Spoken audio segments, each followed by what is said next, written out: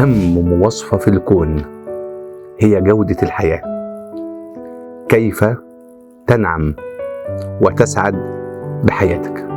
ما تأجلش سعادتك، ما تربطش سعادتك بشرط، ما تربطش السعادة بتاعتك بإنسان، بمخلوق. ابسط نفسك، اسعد نفسك.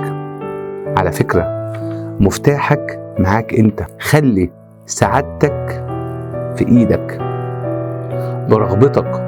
المسكن النفسي بدءا من الرضا، الابتسامة، التواصل مع من ليست في نهاية الطريق. السعادة في الوصول.